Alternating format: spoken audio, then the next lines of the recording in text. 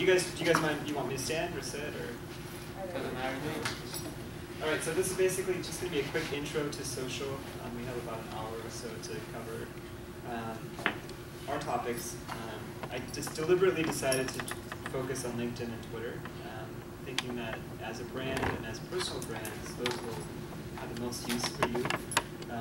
You know, Facebook and all those other platforms are great, but for different purposes. If we're looking for leads or generating thought leadership, those are the two platforms I focus on. So, quick overview. You know, why is social media important to you? Some social media basics. We'll go through some how-tos on LinkedIn and Twitter. I'll talk a little bit about time, because you guys are strapped for time, and I understand that. So, you know, if you had 10 minutes a day, how would you allocate that? So we'll kind of talk about that. And then I'll talk to you guys a little bit about analytics, because you just don't want to put out stuff there and then not see it work or perform. You know, we're all kind of data-driven people, so we try to make the best use of our time, doing the things that matter the most. So, you know, oftentimes I hear, especially in B2B services, is every piece of business I get is either word of mouth, or it's a referral, or it's a past client. So why do I even care about doing social media? And a lot of it is because, you know, there's this changing landscape that happens. Think about how often you Google potential clients, right? Someone gives you a call, or you start working with someone. You know, one of the first activities that you probably will do is type their name in Google and find out what's going on. And there's tons of information, both good and bad. Those customers, in turn, are also Googling OT. They're checking out your social media networks. They want to know who Tyler is, for example, or who Cecil is, what their capabilities are, what their talents are, what their viewpoints are. And so we've really moved away, as you all know already, from this whole push, push, push to, you know, what's on my left, I guess. Many different platforms and many different ways to engage and talk to potential users. Any questions so far? So one of my biggest, hey Roy. Oh, yeah, how are you? I'm good, thanks. One of my biggest reasons to use social media in a services firm like yours is that we consume enormous amounts of content. But we only really consume content that's relevant to us. And even the types of content is changing. For example, Facebook was huge for many, many years. But today, if you look at Facebook, it's very hard to actually reach your intended audience unless you pay for it. So where are people going now? It's Twitter, it's Instagram, it's Vines, it's YouTube. So that's the type of content that we're engaged with, that we want to look at, that we want to listen to, and we want to hear leadership on. You know, for example, with your conference in the summer, all those videos that you generate are important thought leadership pieces that you can use to further market both yourselves and your brand to your intended audience. So just some quick stats. You know, LinkedIn, tremendous growth, and they're pushing even harder into international markets, where I'm sure some of your clients originate from. China is a big focus for them this year. You know, in terms of recruiting the best talent, LinkedIn is a great platform as well. You can see the percentage of online adults that use social networking sites. So more often I hear, well, my customer doesn't care about social media. They're not on social media. But it turns out that almost all of us are on there at one time or another, utilizing different things. So either we're reading blogs, or we're reading news, or we're on LinkedIn, we're watching YouTube videos, or we're researching what IP valuation is. I might be an engineer at a tech firm, so I probably know a little bit about IP, but I might be on Quora looking at looking at questions. Maybe I'm looking for a recommendation. And then YouTube, I think, is something that I really want to highlight. This is a really great opportunity for all of you. You all, as I know from working with you individually on your profiles, read enormous amounts of content and data and research. And you have insights.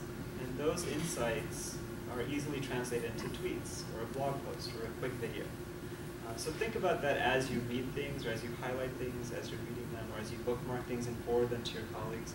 Those are all little nuggets of wisdom that you can provide to your potential clients or existing clients. Yeah, I think don't be surprised as to how much, when people are scoping out whether or not they want to speak to us about a job opportunity, how much research in advance that they're doing as to what's publicly available. And so I had a call a couple weeks ago with really seasoned IP partner, and he said, he goes, hey, in advance of calling you, because this is an early stage technology evaluation, I went to YouTube and I watched your video where your CEO interviewed you and you had comments on early stage evaluations. I was like, oh boy. Like, why'd you do that, you know? But it helped because he said, what you said about the difficulties of valuing early stage tech, he said, I agree with.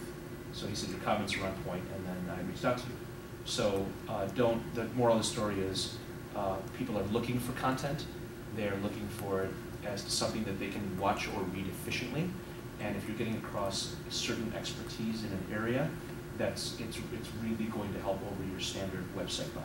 Absolutely. Okay. I mean, I absolutely agree. I think your website, I don't think I left the slide in for you. Let me see if I did. But for my next class, I kind of outline the digital ecosystem. And your website is a center point, of course, but then that's exactly what that user or potential client will do, is research everything and anything about you. Because this is not an inexpensive purchase. An engagement with OT is going to require significant resources, or I'm in a hurry, or I need to get valuation for X, Y, Z.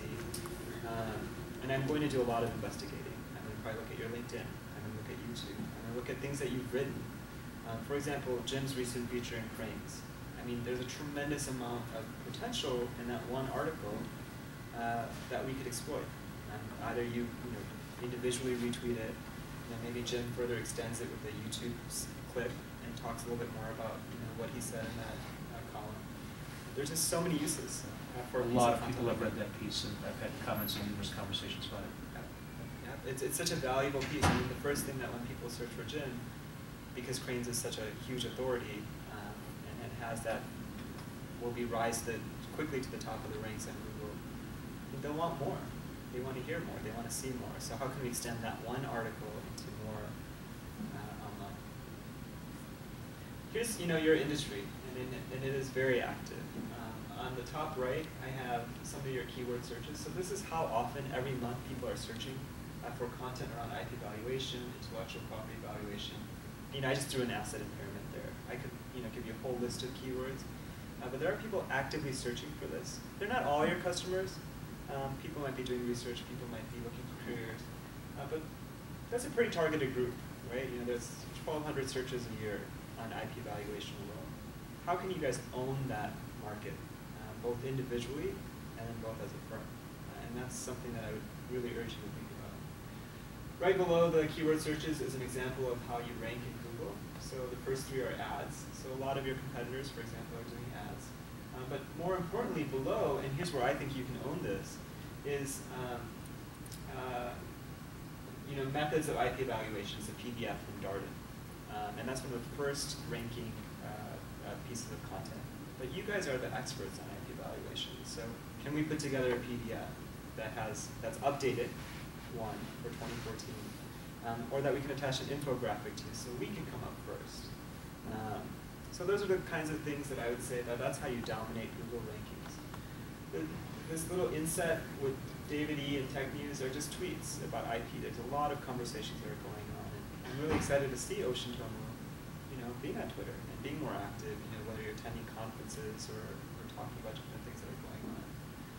On the top right, top left, you can see Roy. So if I do a search for IP valuation on LinkedIn, part of the results of our efforts over the past 2 years, you guys right now come up, in probably the top 10 of all profiles. But you can see there's 745 results for just the word IP valuation on LinkedIn. So it's important to dominate and continuously update your profiles to maintain those rankings. And then lastly, an emerging platform that I've identified for you and your team is Quora. There's a lot of questions about IP and IP valuation that you can go in and answer. There's very few replies to each of these questions, giving you the opportunity to be able to answer these, or at least direct them to resources. Are there any questions about this? These are all free. I mean, except for those ads, all of this is some things that you can do on a daily or weekly basis. On Quora in particular, which I encourage you guys, you can set up searches for things like IP valuation or intellectual property. And so every time something comes up, you'll get a notification, or when you log in, you'll get access to those questions. So some basics. you know, there's two ways to talk about this. One as an individual brand and one as an OT brand. But for either or, I'd say, first we want to hone in on your target market. Each of you have different specialties as well within IP valuation, you know. So let's try to exploit that niche that you have. You want to get the tone right. Being conversational is very important. No one likes robots. So, you know, saying like, oh, here is a XYZ report on, you know, Google versus Apple. You know, no one's really interested in that. People are more interested in that nugget of wisdom that you may have, like, oh, interesting mixed verdict on Google versus, or sorry, Apple versus Samsung. Now, I know you guys have kind of quandaries, like, you know, clients get upset or clients may feel upset. So you might have to be a little bit more sensitive to that, but anytime you can add some insight, it's great. So perhaps within that case, you can point to something that's a little bit more technical. You want to identify and test what's effective. You know, people are interested in different things. There's a very small audience, a very small and quite narrow audience for people that are following IP valuation. Most of your clients that engage with you are, you know, coming to you because they have a specific need. And then they'll come back to you because they were satisfied with those results. How do we capture their attention from the outset?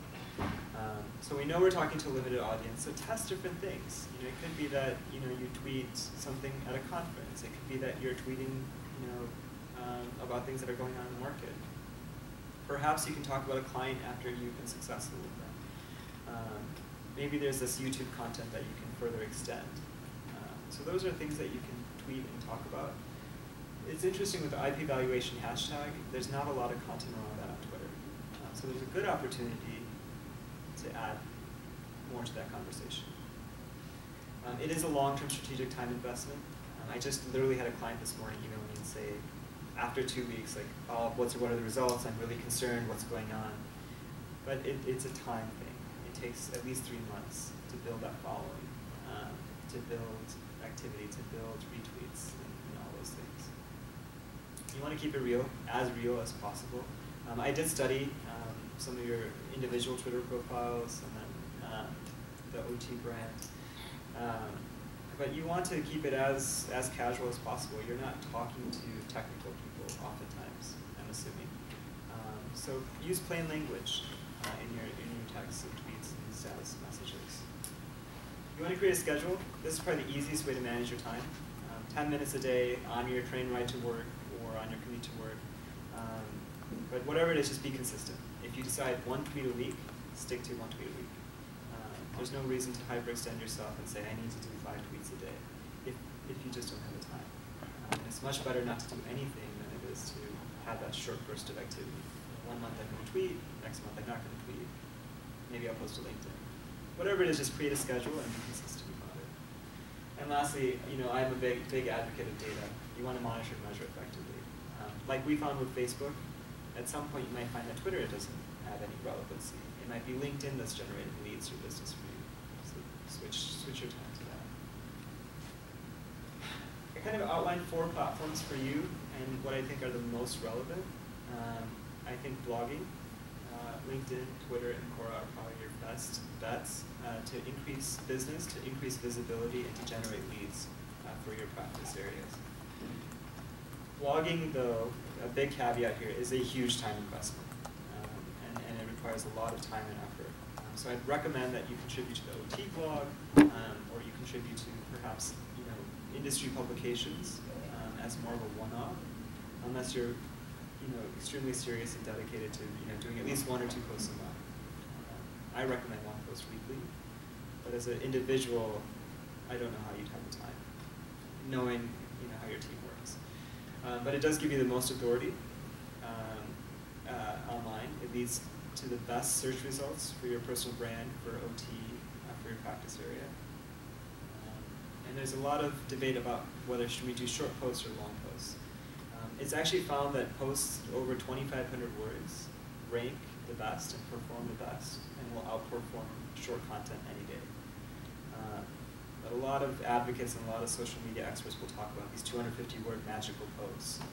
And they do work, but then it's about frequency with shorter posts. LinkedIn, I'd really advocate being professional. using it for networking and gives you the most visibility in a Google search for your name.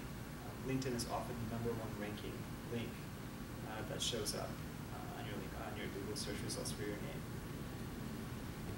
LinkedIn also gives you the opportunity to participate in groups. It allows you to vet potential clients. It allows you to more directly generate leads for you. Twitter is really public-facing. And here's where I ask for or encourage you to be a little bit more careful, whether having a OT-specific individual profile or a personal profile. The lines can get blurred if you're using it for both. So I've seen some of you lock your accounts. I've seen some of you have a OT, Tyler account, let's say, or OT Roy account. But I'd encourage you to be very careful about Twitter because a lot of judgments can be made in a few minutes based on your Twitter handle and activity. So a quick example would be if I'm at South by Southwest, I'm tweeting about interesting panels, or I've looked at Snapchat, whatever it may be, but then I throw in a visual of me, getting wasted at the bar, not good for a potential client. So I would say just try to keep those two areas separate, and or contribute if you guys have a system to the OT main Twitter handle. Some thoughts. It's also Twitter's a great way to get to influencers. So let's say you want to get to a TechCrunch blogger or a Mashable, or you want that visibility at Cranes or whatever it is. Twitter is a great way to develop those relationships with those bloggers or PR people. And lastly, Quora, I think is a great platform for you. It's probably equally a good value in terms of anything else, in terms of the ability to answer questions, or at least provide thoughts or insights onto questions around IP. Any questions on this? Are you guys familiar with Quora at all? Because I'm not. I am not. Cool. So Quora is basically, it's that all the way to the bottom left.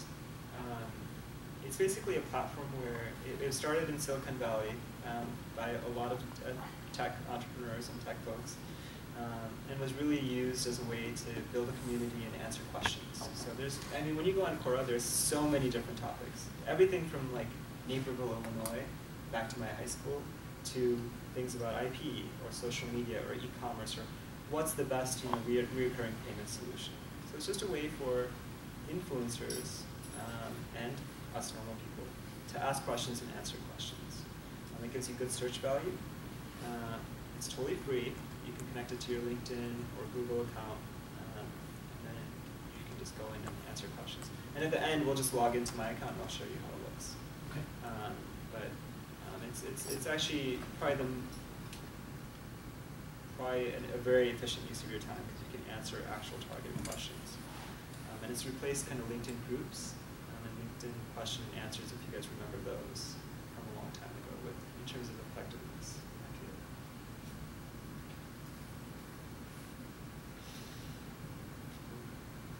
So just want to give you guys some tips.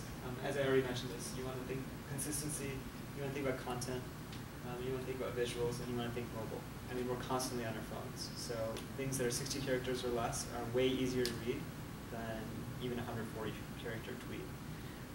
Pictures convey much more than the written word.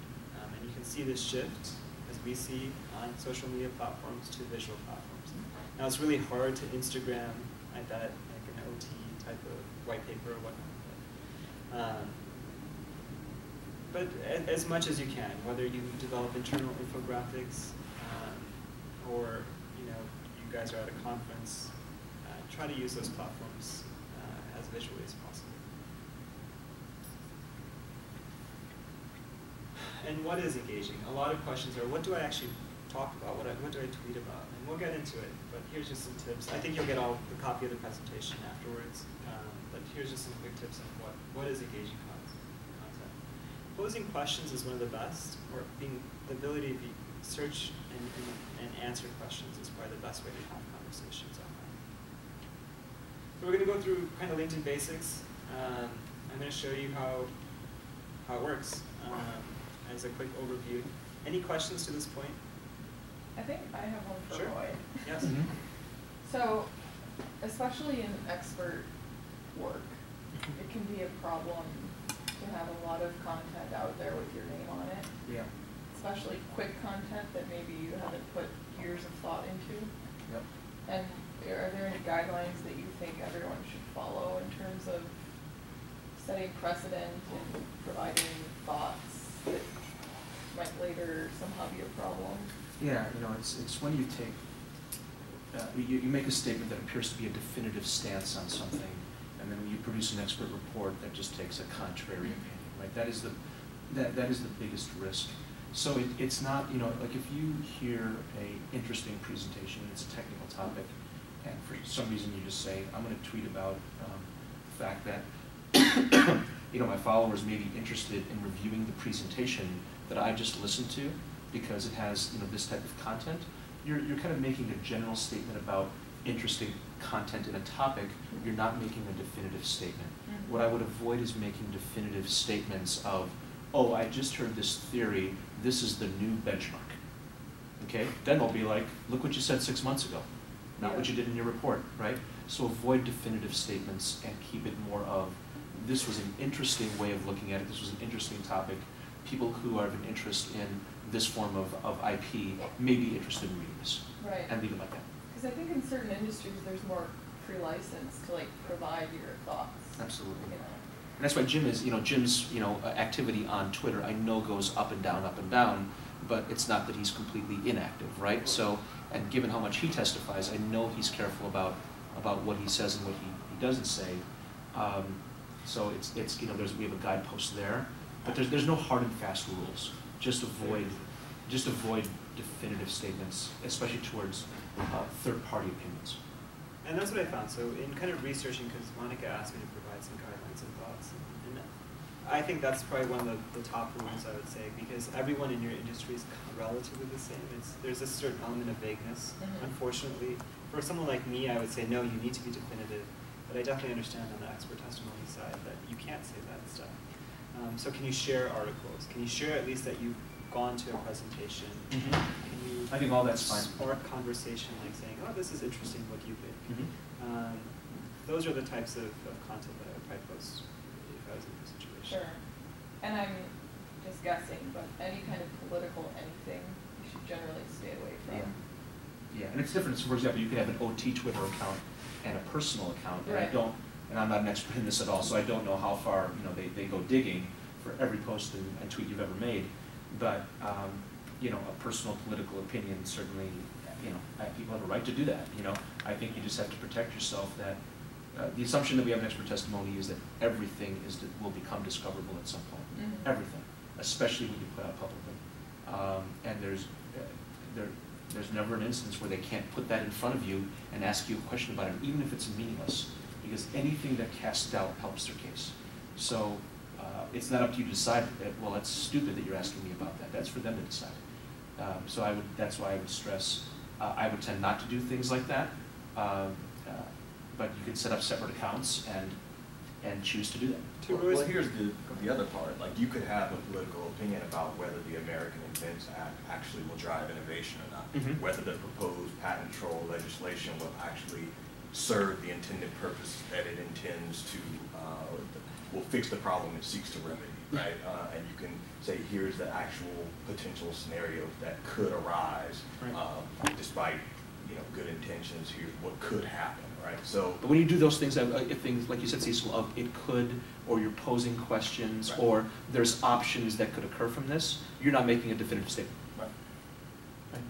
I mean, but there's no shortage of people who say, for instance, in IAM, that say, oh, this legislation is a bad idea, and here's why I think why. And Yeah. Like, you're entitled to say, just Absolutely. like the people on CNBC, this is a garbage stop. I have the right to say that, You right? do. You do. 6 months later, I bought it. Well, things change, and it's not a garbage stock anymore, Yeah. right? So, Yeah. I don't think we should, completely stray away from actually having an opinion, because that's the only thing that makes people want to pay attention to you in the first place, right? Yeah. Like, I agree. I agree too. I agree. You can absolutely make opinions about certain things that you feel strongly about. I think there's nothing wrong with that. You're right. People are saying, well, they're taking their expertise. They've got this expertise. They heard something, and now they're providing an opinion on it. I don't think that there's anything wrong with that whatsoever. You're just trying to avoid painting yourself into a corner. That's all you're trying to do. So give yourself options, I would say. Yeah. And to Roy's point, I think your personal profiles and keeping opinions and your other activity that may happen outside of work, just lock your profiles as much as you can. You know, you can have a Twitter private account. No one can access that unless you've actually let them in. With Facebook, I mean, my profile's super private. I don't connect with my clients on Facebook, but we do have a public-facing, you know, Facebook page for our business. LinkedIn is much harder to differentiate in personal and private, and that's a little bit tougher. So I always say just keep it professional. It's something that you'd be proud of no matter what. And Instagram, all those other channels, if you're not using them for business, you know, oftentimes I'll see people saying, you know, this is just my personal opinion. It has nothing to do with OT, for example. So make that statement in your profiles.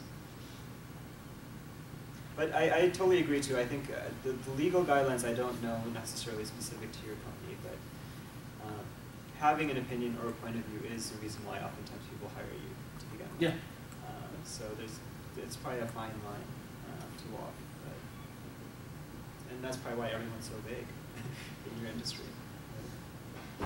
So we're going to go through LinkedIn just to give you guys a refresher and just talk a little bit about what to do and what not to do. This is my profile, and you know, for the folks that I've worked with here, this is the methodology we use. You know, you want to use some sort of compelling keyword headline that has your keyword phrases that you want. So IP evaluation, you can see Roy pulls up, you know, first for that particular keyword. You know, you want to put in your positions. You want to use a professional image. I can't tell you how often I come across LinkedIn profiles that are using like some sort of screenshotted image from their Facebook profile. I don't think that's a problem here, but it's first. I didn't look at yours, but first impressions count. This is often the first result in your Google search. And so you want to make sure you have as professional a headshot as you possibly can. You can also get personalized URLs. They're free. So, I mean, it's just an option under settings. Happy to go over it after we go through the stack to show you how to get it if you need to. For the folks that we worked with, we already have gotten them for you. So, you know, basically, this is kind of a study on how to rank, and this is what we kind of did for you. We studied the top 2 or 3 competitors in your field. We typed in target market keywords. I love personal injury because that's a particularly hard one to rank for, so that's my example. Because people can search in LinkedIn through just personal injury lawyer or IP valuation or IP consultant. So whatever your niche is or whatever your practice area is what you want to go for. So you can see Gary has to write in his headline. And then I don't think I included all the slides, but he has it everywhere. So it's in his summary, it's in his skills, it's in his recommendations. And it's just being focused on one phrase is what you really want to do. And LinkedIn is becoming more and more involved in our lives. Right now you get daily emails or weekly emails if you have that option. You get network updates. LinkedIn is trying to become part of your life through their contacts feature, for example, which is their CRM that they're implementing, giving you notes on how you met somebody, your last email with them, your last conversation with them. It's unavoidable. And the key here is when you log into LinkedIn, and I'm just assuming that everyone has LinkedIn, you'll see a news feed of just relevant things that are going on that LinkedIn has tailored to you.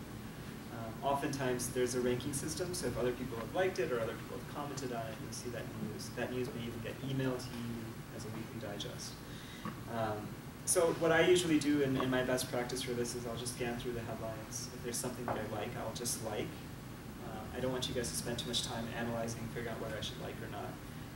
But you know, if you like something or think something is interesting, feel free to like it. Feel free to comment even.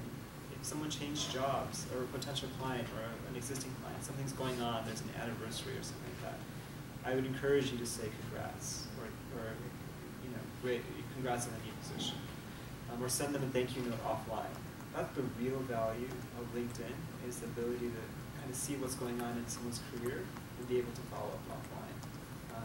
If someone changes job from Pepsi to Boeing, that could be interesting. You want them to remember you as they go to their next position. Send them a thank you note or invite them out to coffee. That's the best use of LinkedIn, is truly offline. But we'll go through, the digital things to do. In terms of status updates, you want to think original, professional-oriented content that speaks to your talents, abilities, and knowledge. There's a lot of things that you guys do, but I know now, after 2 years of working with you, you read, you attend conferences, you have big cases. There's a lot of activity that goes on. Even Jim's recent news in Cranes is a great status update. It could be something like, Jim, recently featured in Cranes, blah, blah, blah. Could be a status update that just exposes you to your network and your colleagues and keeps you top of mind. You always want to make each update public. It's pretty much the default option. You can tailor updates to specific groups. So if you've identified, like, these are my leads, or these are people that I want them to know what's going on in my life, you can actually tailor message updates to that. It's a lot of work, and I don't really advocate it. It's just easier to make everything public. For your team, I probably would not say weekly. I'd probably say 2 to 4 updates a month, which is more reasonable. You're reading an interesting blog, you see an interesting article, perhaps there's a nugget of wisdom in there that you can say, oh, this is interesting.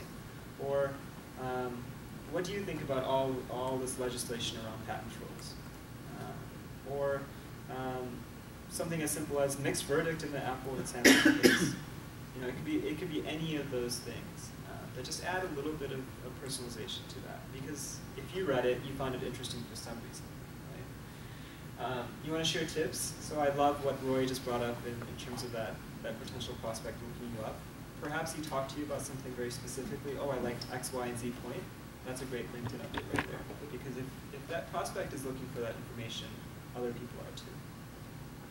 You don't want to over-promote OT, and you don't want to ever just paste in things into your LinkedIn status update. I mean, no one, if I wanted to find that piece of news, I could have just gone and found it. So if you're going to paste something in your LinkedIn status updates, add why, or add a reason for me to go and look deeper into it. Yeah, and remember by doing this, you guys are each individually, you're building your brand, right? So the point on don't over-promote your company. The fact is, if the audience and the reader thinks that you've made an interesting comment, they're going to naturally follow who you are. They will link back to Ocean Tomo. It's more important that you're comfortable with the statement that you're making, and that you're establishing a reputation for making quality comments and giving quality opinions, and you're building your own brand, and that will eventually elevate up. But focus on how what you're saying is impacting you as well as the company. Absolutely. I think even with your upcoming conference, let's say you have this again this summer, all the speakers that you guys might line up, or the content that might be at that conference, or things that you can put onto LinkedIn and kind of vet out even prior to hosting the event itself. Groups are really interesting, and I think this could be a huge vortex of time that you may or may not have. I think one of our recommendations was to maybe perhaps just have an Ocean Tomo group around IP valuation, so you can manage and moderate that conversation a little better. But I'd really select, how many of you use groups on LinkedIn? Or you're probably all part of groups. I'm part of a group, I don't know what I use it for. So a lot of people don't know. Actually, to be honest, a lot of people don't know. People just join groups, and it's the right group, whether it's relevant or it's an association group. But the key to winning here is picking 1 or 2 groups that you feel somewhat interested in, I would say, and being able to kind of lurk. So every week, check in on your group, see if there's any conversations that are interesting that you may be able to contribute to. And it could be as simple as, when your IP, I think you have an annual report on IP, right? Like IP patent valuations, or that's what you're doing. We do that, like the Eureka Index and things like that are public. Yep. Right? So Cranes and others. Perfect. So something like that could be a good post in a group. It could be just something that's going on in your industry. So much of that status message learnings can be applied to your group. But just pick one and look at it once a week. But it's more important that you focus on one and contribute to it every so often than it is to be part of like 20. And then here's some best practices. I would say if you're planning on making a major overhaul, so you're going to change your profile picture after this, adjust your settings so it's private, so your network doesn't get bombarded with, I'll have changed his headline and I'll have changed summary. That's just I did that once, yeah. right? So you can turn that off and just Set updates on in my head, yeah. And then your best friends always respond and tell Yep. you. Yep. Yes. Yeah. Did you get a new job? Congratulations. Yeah, Even though you just exactly. updated a headline, right? My recommendation around how much time to spend on your LinkedIn is directly tied to your biz dev, interest. I would say 10 minutes is a good amount of time to spend on LinkedIn. You may tell me that you don't have time, so I would say in order, engage with people that have viewed your profile. Those are people that I always consider warm leads. People are looking at your profile for a reason. They're not just coming across you for fun, unless they're a friend or a competitor, let's say. So I always reach out to them with a message like, "Hey Roy, thanks for taking a look at my profile, just something I can help with," or "Great to reconnect, Roy. Is there something I can help with, or can we meet up for coffee or something like that? It's been a long time since we've been in touch." Does that make sense? Have you guys ever encountered the profile, like who's viewed your profile area? Yeah, I mean, and I know some people have asked before, well, what about kind of the, the creepiness factor of, 6 hours after someone's viewed your profile that you send them a message? Because some would say, well, if after they viewed your profile, and if they were hunting for something in IP evaluation, if they wanted to reach out, they would have reached out, right? So something caused them at that point in time not to do anything. So what is really good protocol in that? If 10 CIPOs, chief IP officers of big companies viewed it, you do want to reach out in some way. But what is the best protocol to do that? I think that's a struggle for some people. No, that's a great question. I think it's a very valid question because I felt creeped out doing it in the very beginning too, to folks that would look at my profile. And now I kind of triage it. If let's say Google's IP, I don't know what the actual title is, but IP officer. IP officer, checks out my profile, it's probably a good opportunity. He might be looking at me because someone referred me. He searched for IP evaluation. He searched for IP evaluation on Google. That's probably an opportunity where I probably either just say, "Hey, Eric," let's say, and here's the varying levels of creepiness. It could be, "I noticed you looked at my profile. Thanks for looking at me. Would love to connect." Or it could be something that you find another opportunity to connect with them. So LinkedIn has 2 or 3 features. One is in-mail, one is introductions, and the third is groups. And I should probably just show you, and it'll be in the 201 class. But introduction is a very more easier way to get that person without creeping them out. So perhaps between you and Eric, you know someone in common. So you can ask, "Hey Cecil, Eric just looked at my profile. Would you mind introducing us?" I would say that that's probably a softer approach to go about it. Another is in-mail, so at least Eric knows that you're prospecting. In-mail is a kind of a paid priority email that goes into their inbox. So it could be you select consulting opportunity, say, "Hey Eric, I saw that you recently reached out or were looking for some more information on OT. Would love to connect with you." And at least they know, and they're not creeped out because they know that you're in this, not just to connect with them, but to perhaps create a relationship. Yeah. And then groups, perhaps Eric is part of an IP group that you can kind of contribute to one of his answers, and then that's the backdoor way, I would say. Does that make sense? So by looking at Eric's profile, I can see the list of groups that he's involved in. I go to join that group. I start, just selectively adding content, and then he sees now all of a sudden I joined, and that could be a way for them. Then it's just, that's the roundabout way of, softer way of doing it. That's Okay. another trick, for sure. Absolutely. But doesn't that seem like more stalkerish than just emailing them? I saw you in the group, I actually joined the group, and then I comment on all your statuses. It is, but it's what you're comfortable with. Like, I've gotten to the point You've got where, options. yeah, you have options now. Like, I've gotten to the point where I just reach out to people and people appreciate it in terms of, someone looks at your profile, they're probably not making a decision for 3 months. It would be almost as if they came into your office and you decide to send a handwritten thank you note, right? Like, some people appreciate that directness, and I'm sure when you have a prospect, you have intelligence on them already. You probably know all the top 50 IP officers in the industry, perhaps, let's say. So you might not know better what the best approach is, or maybe you'll make sure to be at that conference that they're at, and talk to them there in person. An introduction thing, that's like an actual tool in there? There's an actual tool, yeah. If someone asked me to introduce them to someone, I would So What, for- send them both emails or just hit introduce and it's like, So I'll give you kind of a live version. So we both probably know Roy and common on LinkedIn. Mhm. So I can come to your profile and click on the introduce button. It's an option. it says that right on my profile? Yeah, it's under connect. There's a little arrow, down arrow. And it gives you all these different options: in-mail, introduce, Okay. groups, export, into my database. So I just drag Roy into the middle and say, Roy, I met Tyler at Social Media 101. Would love to connect with him. Do you mind introducing us? And so he can choose to forward that email to you or say, hey, I don't think Tyler would be interested in talking to you. And I would end it right there.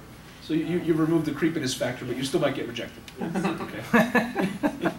Absolutely. So intros are a softer approach, I think, and it's a kind of a nicer approach. And it's more for even outbound lead generation. You can use intro as. And if you identify 3 to 6 people that you really do want to get to, there's nothing wrong with saying, let's just say 6 people.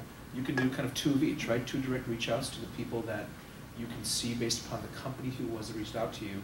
There's, something's going on in the news. There may be a very direct reason why they reached out or they viewed your profile. Others might be a little bit softer and you take the introduction approach. I think trying a couple of each and just seeing, is there a response, what's the connection, and then you can figure it out from there.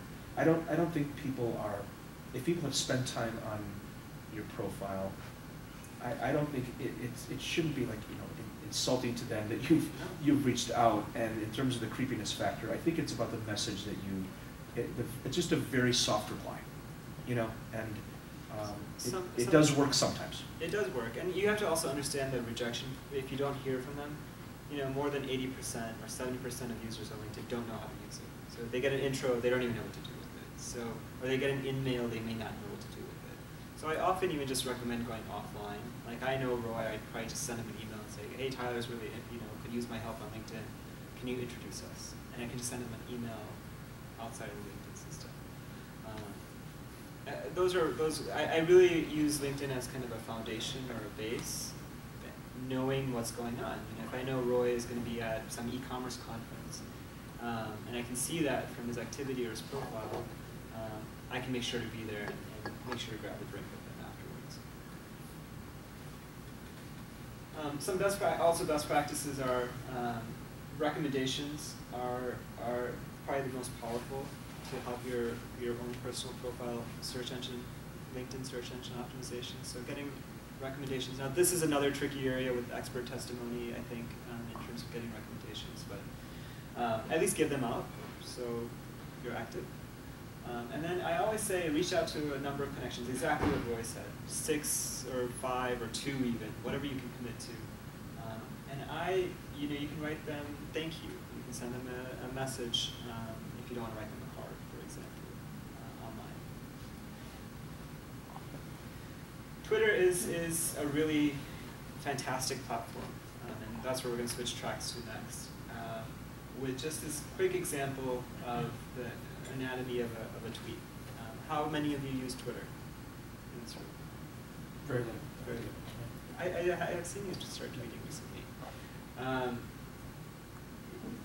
Unfortunately for Twitter, it's a very complicated platform. They're trying to make it much easier to use and interact and interface with.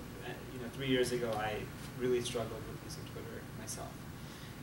But it is, an incredible way to reach out to influencers, to get PR, to build your brand, to be able to share your viewpoints, to be able to connect with people that you meet at a conference, to engage in conversations online. But here's some basics really quick. We can just go through the numbers. So, super basic. The number 1 is the Twitter username. So, for example, my Twitter username could be Ocean Tomo. But number 2, or that little @ symbol, is my actual handle, like OT1. That's just the name that happened to be available when I signed up, and that's the name I can use. Multiple people can have Gates Education, but not the same Twitter handle. Does that make sense? Number 2, hashtags. So teachers is highlighted here. Hashtags are just a way to organize conversations on Twitter. Think about it as a file folder. Every single tweet related to teachers is now in that folder. So when you click on teachers, I will see every single conversation or tweet around teachers. So if I'm at a conference and I want to make a comment, I want to tweet on an interesting comment that I heard at the conference. So I was just at ACG Intergrowth. So I should go hashtag ACG Intergrowth, then make the comment, Absolutely. right? That's okay. So exactly like this. So let's say, They let's probably say give you a hashtag at the And I conference. think they did it at the conference. Yeah. so they'll give you a hashtag, and then, for example, here's all the results for IP evaluation, for Okay. example. So you'll see the same thing for that conference. You'll see all the results for that conference, and then you'll see other people conversing. And the best opportunity for you is if you see other people tweeting at that conference, you can connect with them. Oh, hey Bob, great comment. Blah blah blah. And then if the conversation continues, you can set up, let's grab a drink afterwards or something like that. Whatever it is, right? Or let's get a meeting together because we share the same viewpoint. So it's a great in-conference lead generation tool because you can see all the conversations that are going on, who's talking about it, and then participate in those conversations at the same time. All right, so let me ask the dumbest of all No, questions. there's no dumb questions. Oh, yeah, there is. If it's from me. So so let's just say I start out with the hashtag ACG Intergrowth Conference tweet, and let's just say that I've got a very limited number of followers, right? But there's 2,000 people at the conference. So how initially, just based upon my tweet, and let's just say that only 500 of the attendees are active at the conference, how much is that message getting broadcast? How are they seeing my tweet so that following and now the retweeting can start to build? I struggle with the exponential growth of when you have limited followers, how that can rapidly expand. No, it's a great question. So the most powerful amplifier will be that hashtag. Okay. So the minute that you say something in that conference with that hashtag, it'll now be amplified to all 500 people that are following that hashtag, for example. So a lot of it depends. So let's take South by Southwest, because everyone there, allegedly is going to be on Twitter. Yep. Everyone uses the SXSW hashtag. So Roy is at the Snapchat panel, let's say, says, oh, Snapchat has interesting viewpoint on IP by Snapchat, hashtag SXSW. Now everyone that's following that thread, or SXSW, will see your tweet. Yep. And be able to retweet it, will be able to comment to it, will be able to talk back Or to become it. a follower, Or for become a example. follower. So as soon as you're getting something out there, then you're immediately putting yourself in the position to build your base, Absolutely. right? So that's why it's important to start with just a few basic tweets on something that you're very comfortable in the language with. You're not saying anything controversial, maybe, but you've got to start where you know that there's a larger audience it can get to, and that's how you can pick up followers. Absolutely. Okay. Agreed. Isn't it also possible that people are reading that are not actually on Twitter? Or is that not possible? To be able to see the full conversation, I can do a Google search and perhaps find your tweet, but really it works best when you're in the platform itself. Okay. That's a good And question. then also on the hashtag thing, I think it's important that when you are at a conference and you're tweeting with the hashtag, to be engaged in it. Okay. So you want to read the hashtag and respond to people who are tweeting in case they're not really looking at the whole feed. And they're like tweeting the hashtag, but they're not really like actively engaged in that section. Yeah. So you respond to them, and then that puts you directly in their missions, and then you guys can engage some more, or follow each other, or the what have you. That's why your Talk personal about the content is ad more part? important than Yeah. retweeting, right? Right. The ad part. Right. So- So you see a comment like I evaluation bubble, and then you respond to her, and it's like, oh, I think that was a great article, or make a comment. So in case if she's not going through, she will see that in her personal mentions, and you make a connection that way as well. Yeah, but no, that's a great point too. I'll talk about it in the next screen. But here, Roy, is a good example. So in IP evaluation, no one's really talking, so there's a great opportunity for you guys to talk. Jump in. And jump in, right? You have tweets from October 1st, October 15th. The last time anyone talked in this thread is February. So there's so many things that have happened to OT that we can kind of add into this conversation. June, for example, that view conversation means that someone responded to her actual message. Everybody else, may or may not. So now you can see the entire conversation between June and whoever it was that she was talking to. Okay. But if I just, if I logged into Twitter for the first time and wanted to jump in an IP evaluation, I can search for this thread, right? I can type in and say, is there an IP valuation thread essentially? Examples would pull up, and then I can jump into hashtag IP valuation and type in my first comment. Okay, all right. And going back to that, sure. So IAM Magazine is a subscription, I believe. You need a subscription for that, right? For IAM, yeah, Yeah. like the firm has one subscription. Yeah, so if you Right. post something from IAM on there, people aren't gonna be able to read it unless. Yeah, that's Unless it's the probably- blog. Their blog is open. Right. Okay. Yeah, that's a good question too. Protected content is tough. Right. Like when you're No point putting in something even in New York putting it on there. Times or Wall Street Journal. That's really tough. But you can see, I mean, this is a great example because she has this nugget of wisdom. You know, whatever it is, valuation bubbles because of inefficient IP markets. You know, and here it is. And she's just really sharing with me. But I can read something, for example, from IAM and think it's like, man, I wish every, patent owner who thought that selling their patent was easy would read this article because it's fact-based. So I can reference an article and make the point of the article without being too long in my tweet and just start a conversation, right? You want to sell a patent, wake up at 6 months minimum, right? And then off we go. Yeah, absolutely. Number 3, add PBS. You use the @ symbol to mention other people. So if I was tweeting about today, I'd be like, hey, speaking at Tomo, hashtag social media. So then everybody in that social media thread, which are millions of people, would see that I'm speaking at OT. If I so wanted. Now, depending on which service you use to manage your Twitter activity, you can get auto shorteners.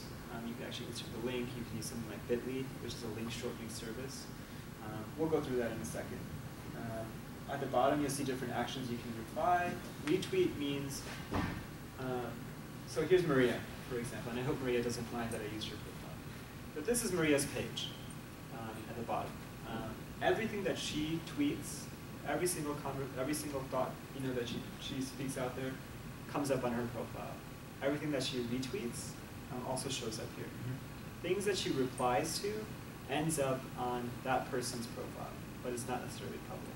It's public on your profile, but not public on theirs, unless they decide to retweet it. The reply comment is public. Correct. Right. What if someone says something at you? So Does you that go only- on your profile? It'll always go on your profile. It'll always go on their profile, but you have to actually retweet it to make it show up on your profile. Okay. So Jim says, hey Roy, great job. It'll only be on Jim's profile, but Roy has to decide to actually retweet it to appear on his page. Does that make sense? So here's Maria, she's talking about, OT is looking, so Ocean Tomo is hashtagged, is looking for a valuation analyst. Here's the link, et cetera, et cetera, et cetera. So that came from her profile. And then Nash retweeted it on his profile. So very general, here's a tweet that I'm putting out there in the world. Nash picked it up and put it on his own profile because he wanted to spread the word that you guys are looking for this position. Okay. So again, hashtag is just a way to organize information. Follower, following. Think about it in terms of subscribers and subscribed. Direct message is a private message that no one sees, except for you. Lists are ways to organize and sort information. So I can have a list of all the IP folks, IP industry leaders, and see what they're talking about, so I can interact with that content. Favorite is just a way to bookmark tweets. I think we're running out of time. Like we have 10 minutes, maybe. I think now, but We have I think you've hit the high points of LinkedIn and Twitter. Maybe just a tiny bit on Quora would be helpful. Yeah, absolutely. Just quickly, Twitter chat it's just participating in hashtags. I know that's something that Monica wanted me to cover. But here's an example of a Twitter chat. Would this be the equivalent of a LinkedIn group? But Right. more real time and faster. More real time and faster. Okay. Links, you'll see it in the presentation. I kind of outlined why. You can use the Twitter service. If you use something like Bitly, you can actually measure engagement with that and how much people have used it. Okay. And get metrics. Here's some sample messaging. Bloomberg recently had a summit, in the fall. I listened to Don Thompson, the CEO of McDonald's. I just made these up, but here's just some examples, and then here's some examples on the bottom of just sample tweets. Here's some best practices that you guys can read. Time allocation, again, I mean, I want to make this as easy as possible for you. Spend no more than 10 or 15 minutes if you have the time. If you have to split it up, I would say focus on LinkedIn.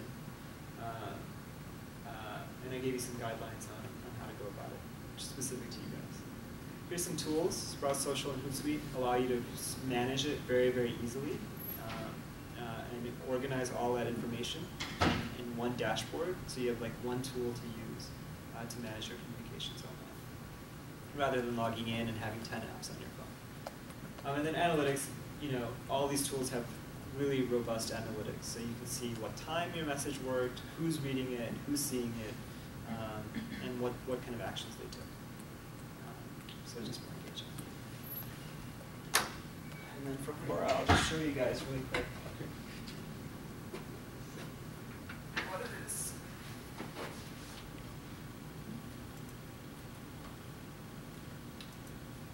Any questions? Is this helpful so far?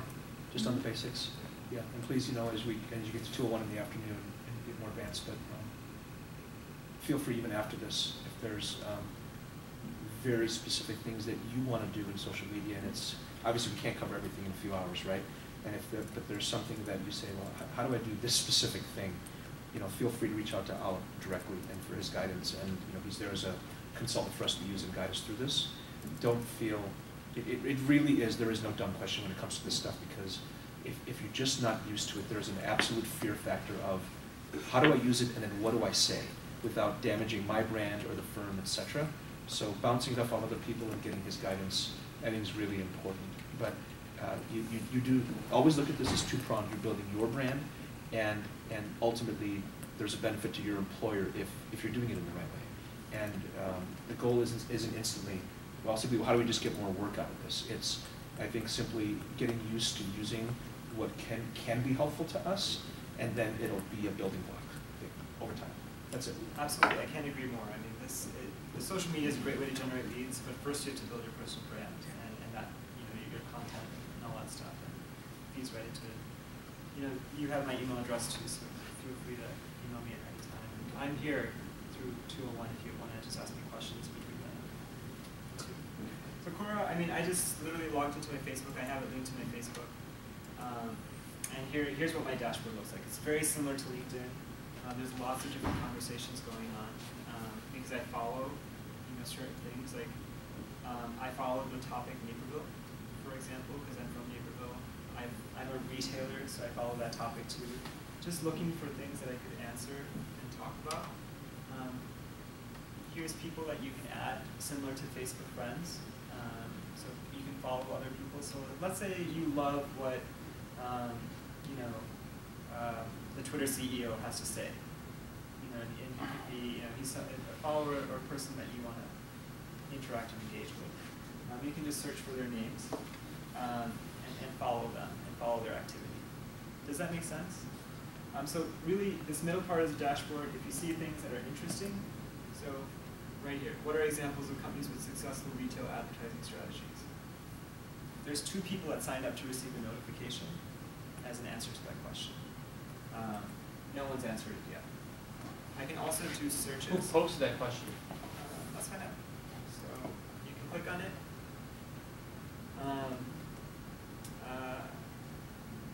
And you can just get more information on it. So you just post any question? Yep, you can post any questions you want. So if I want to add a question, I can say, how long does it take to get a patent? I don't know, something super basic, right? And I can be anonymous, or I can actually attach my name to it. Let's look at just IP valuation.